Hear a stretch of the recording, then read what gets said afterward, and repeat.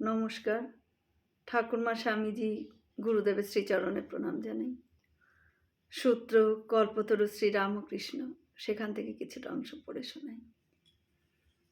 ভগবান কল্পতরু, কল্পতরুর কাছে বসে যে যা চাইবে তাই পাবে। এই জন্য সাধন ভজনের দ্বারা যখন মন শুদ্ধ হয়, তখন খুব সাবধানে কামনা বাসনা সব ত্যাগ করতে হয়। কেমন যেন একজন কোনো এক সময় ভ্রমণ করতে করতে বড় মাঠে গিয়ে উপস্থিত হলো। পথে রোদে অত্যন্ত ক্লান্ত হয়ে একটু বিশ্রামের জন্য গাছের তলায় বসল।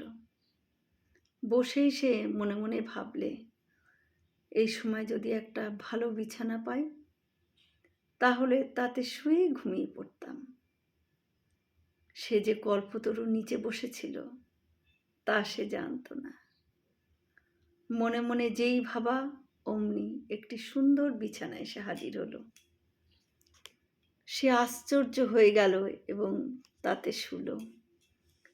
শুয়ে মনে মনে ভাবল, এই সময় কোনো স্ত্রীলোক এসে যদি আমার পদসেবা করে, তাহলে খুব সুখে নিদ্রা যায়।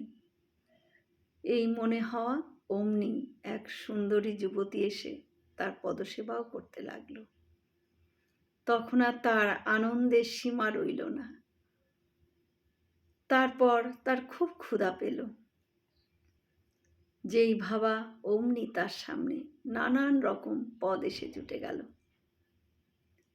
তারপর সে ভাবতে লাগলো, এখন যদি একটা বাঘ এসে পড়ে তাহলে কি হবে।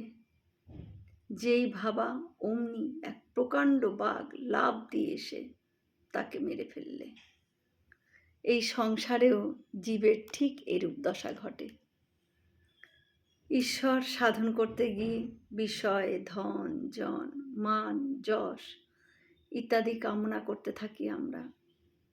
কিছু কিছু হয়তো লাভ হয় বটে, কিন্তু শেষে বাঘেরও ভয় থাকে। অর্থাৎ কিনা রোগ, শোক, তাপ, অপমান, বিষয় নাশ, এইরূপ বাঘ স্বাভাবিক বাঘ হয়ে আমাদের জীবনকে ছারখার করে দেয়। কাজেই কল্পতরুর কাছে আমরা শুধুমাত্র বলবো, ঠাকুর আমাদের শুদ্ধা ভক্তি দাও, শুধুই শুদ্ধা ভক্তি দাও। জয় শ্রী রামকৃষ্ণ। আমরা সকলে মিলে একসাথে বলি, জয় মহামায় কি জয়, জয় ভগবান শ্রী শ্রী রামকৃষ্ণ দেব কি জয়, জয় স্বামীজি মহারাজ জি কি জয়। হয়তো অনেক ভুল ত্রুটি হলো, ঠাকুর যেন আমায় ক্ষমা করে দেন।